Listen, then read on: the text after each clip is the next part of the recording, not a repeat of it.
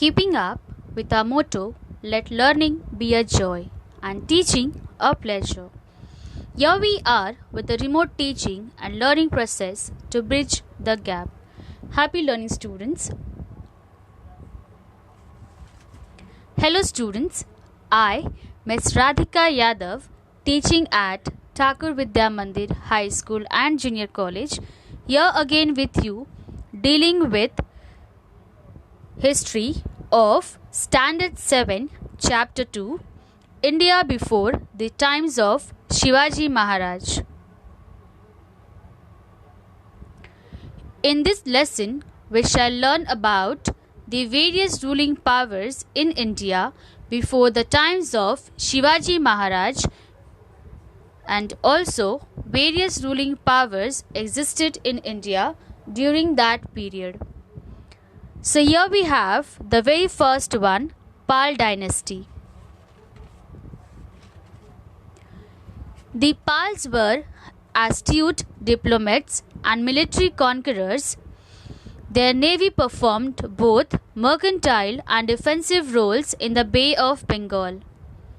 The Pals were important promoters of classical Indian philosophy, literature, painting, and sculptures. Pal in the 8th century was a famous dynasty in Bengal. In central India, the Gurjar Pratihar power spread up to Andhra, Kalinga, Vidarbha, West Kathiawar, Kannauj, and Gujarat. Next we have Rajput dynasty. When we talk about Rajput is a large multi-component cluster of castes, kin bodies, and local groups sharing social status and ideology. They claim to be descendants of ruling Hindu warrior classes of North India. Rajputs rose to prominence during the 6th to 12th century. Until the 20th century, Rajputs rules in the overwhelming majority states of Rajasthan. Rajput dynasties in North India, the Garhwal and the Parmar dynasties were the important ones. Among Rajputs, Prithviraj Chauhan, belonging to the Chauhan dynasty, was a valiant king. Valiant means with courage or determination. First war at Tarai, Prithviraj Chauhan defeated Muhammad Ghuri. But Muhammad Ghuri defeated Prithviraj Chauhan in the second war at Tarai. Rajaraj I and Rajendra I, belonging to Chola dynasty in Tamil Nadu, were eminent rulers. Cholas conquered the Maldives Islands and Sri Lanka. King Vishnuvardhan, belonging to the Hoysal dynasty in Karnataka, conquered the whole of Karnataka. During the reign of Govind III of the Rashtrakut dynasty in Maharashtra, the Rashtrakut power spread from Kannauj up to Rameshwar. Later on, Krishna III conquered the region up to Allahabad. Three dynasties of the Shilaharsh emerged in western Maharashtra. One dynasty ruled over Thane and Raigad in North Konkan. Second in South Konkan, whereas third dynasty ruled over some parts of the present-day Kolhapur, Satara, Sangli and Belgaum districts. The last power before the Shivaji was of Yadavas.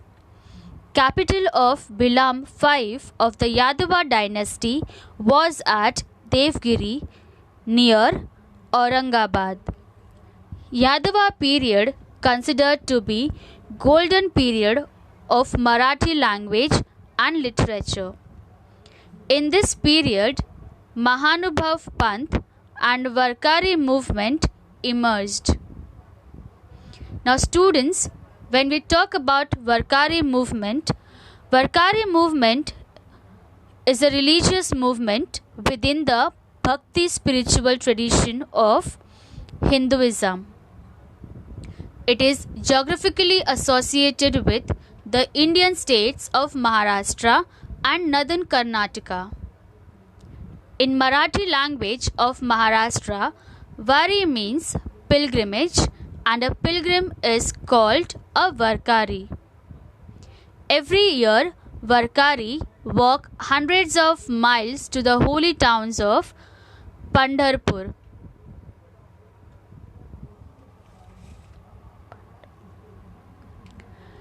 Next we have invasions from the northwest. Invasion means to attack in a way to conquer the place or to conquer that place. Yadava and Rashtrakoot dynasties ruled in Maharashtra. Meanwhile, Arab power emerged in Middle East. Arab general Muhammad bin Qasim attacked the Sindh province in 8th century. Due to this campaign, Arabs came into contact with Indian politics. They followed Turks, Afghans and Mughals from Central Asia came to India to establish their power. In the 11th century, Sultan Mahmud of Ghazni invaded India many times. He plundered the rich temples at Mathura, Vrindavan, Kannauj and Somnath and carried away enormous wealth with him. Plundered means to attack and steal.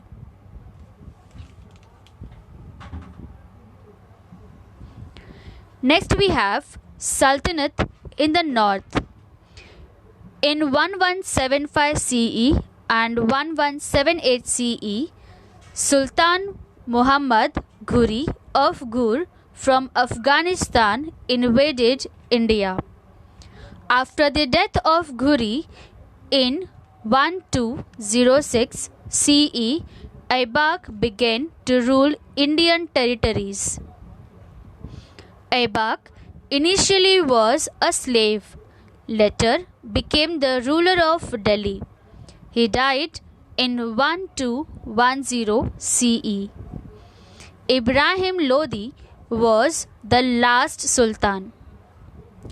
Daulat Khan Lodi, governor of Punjab, invited Babur, the ruler of Kabul, to fight against Ibrahim Lodi. Babur defeated Ibrahim in the battle and thus the Sultanate came to an end.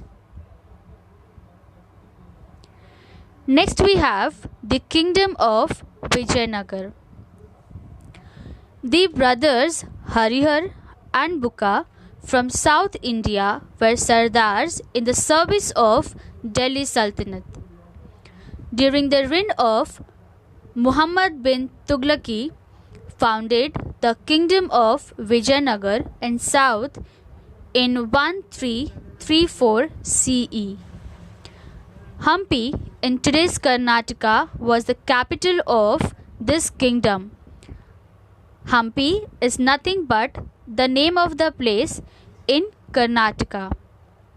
Harihar was the first king of Vijayanagar. Harihar succeeded by his brother Bukka.